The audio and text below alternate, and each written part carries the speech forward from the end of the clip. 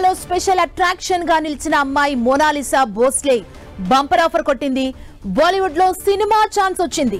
Director Sanoj Mishra తన సినిమాలో మోనాలిసాను తీసుకున్నారు. ఆమె రూపం అమాయకత్వానికి తాను ఫిదా అయ్యానని సనోజ్ మిశ్రా తెలిపారు. ఆమెకు తన మూవీలో ఛాన్స్ ఇవ్వాలని అనుకుంటున్నట్లు చెప్పారు. తొందరలోనే ప్రయాగ్రాజ్ కు వెళ్లి మోనాలిసాను కలుస్తానని పేర్కొన్నారు. మోనాలిసా స్వస్థలం మధ్యప్రదేశ్లోని ఇండోర్.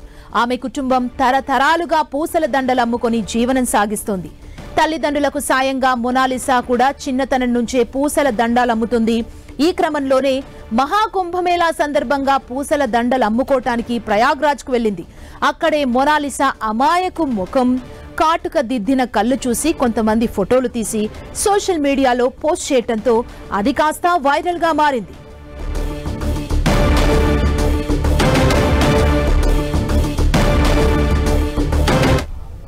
మోనాలిసాకు సినిమాలో ఛాన్స్ దొరికినట్లు మనకు తెలుస్తుంది. దానికి సంబంధించిన న్యూస్ చూస్తున్నాం. కుంభమేళా మోనాలిసాకు సినిమా ఛాన్స్ వచ్చేసింది.